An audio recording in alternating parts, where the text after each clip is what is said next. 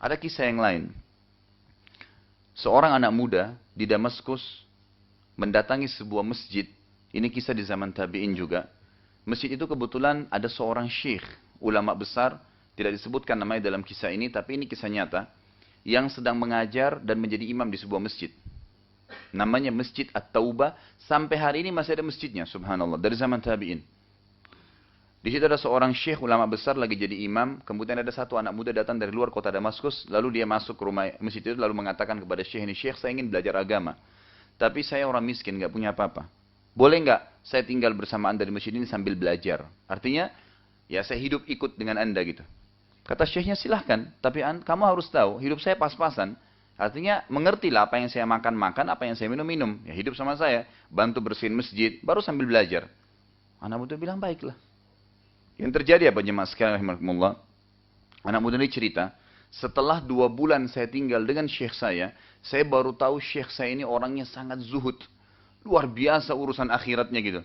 Sampai-sampai karena zuhudnya, kalau tidak ada makanan, tidak pernah minta sama orang dan puasa.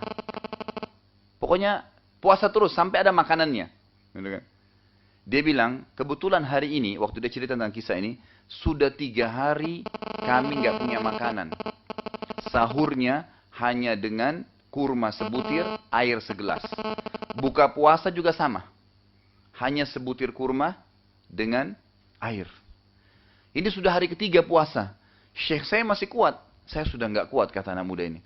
Saking laparnya saya bungkukkan pundak saya tekan perut saya agar laparnya berkurang.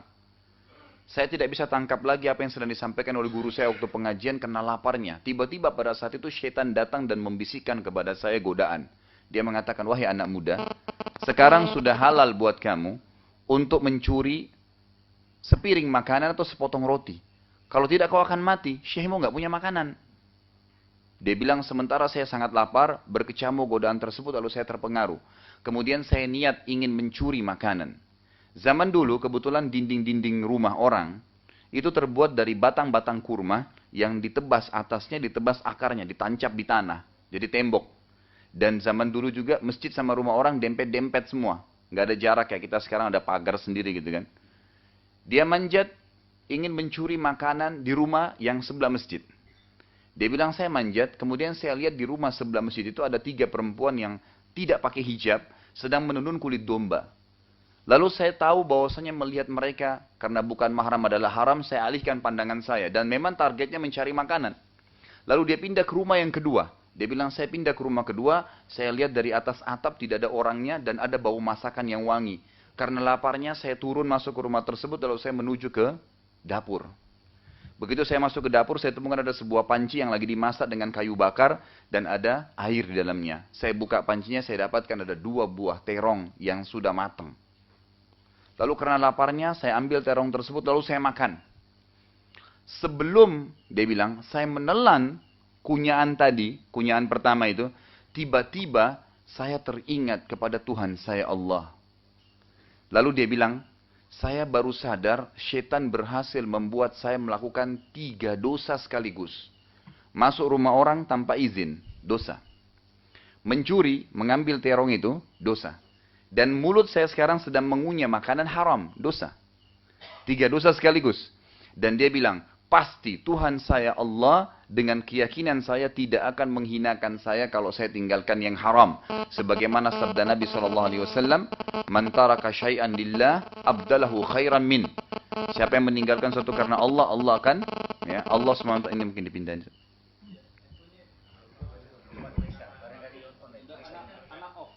Ya.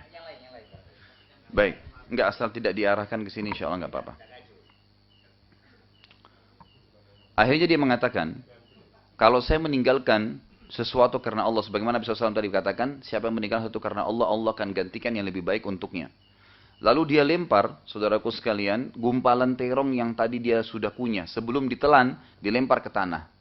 Lalu dia bilang, Allah tidak akan membuat saya mati kelaparan karena saya meninggalkan yang haram. Lalu dia kembali ke masjid. Waktu dia kembali ke masjid, syekhnya masih menyampaikan pengajian. Ini kisah nyata ya. Kemudian dia duduk, dia bilang, saya tidak bisa konsentrasi. Apa yang dibahas itu tidak bisa nangkap karena laparnya. Setelah bubar pengajian, syekh saya tinggal sendiri di kursinya. Saya duduk juga di situ. Dan ada satu kakek tua di pinggir pintu masjid.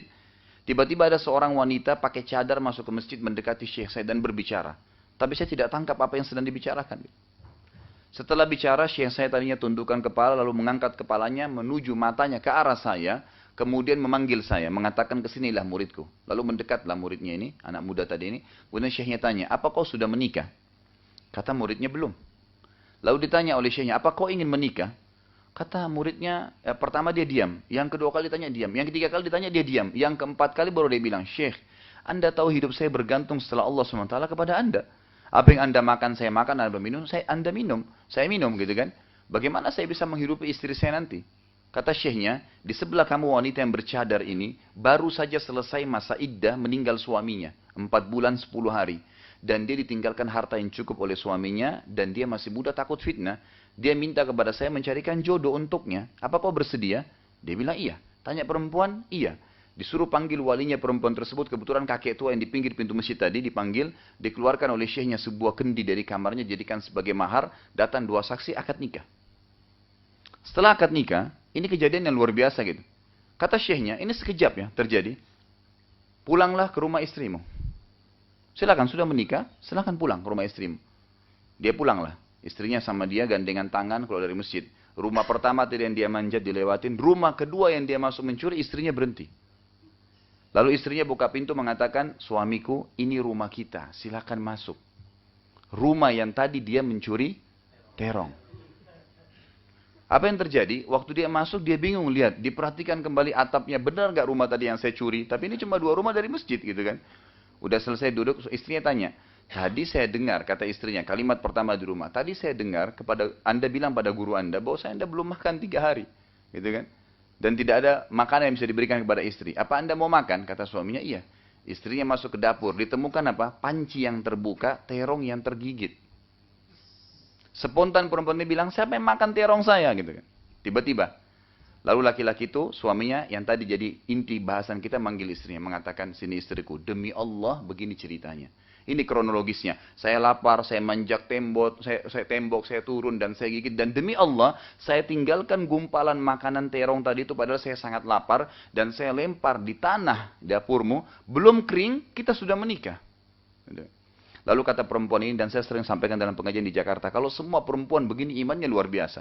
Dia mengatakan apa? Demi Allah suamiku, engkau meninggalkan segumpal makanan haram. Karena Allah jadikan makanan itu, pancinya, rumah yang dipakai masak. Dan saya pemilik rumahnya jadi milikmu sekarang. Allah Azza wa Jal menggantikan apa yang dia tinggalkan karena haram tadi. Itu dengan semuanya. Bukan cuma dihilangkan laparnya. Dikasih terongnya, pancinya, rumahnya, pemilik rumahnya jadi hak dia. Nanti kalau ada yang mau nikah jangan jadikan kisah ini sebagai patokan. Tapi ini contoh. Orang yang menjaga hubungan dengan Allah Azza wa Jalla berbeda.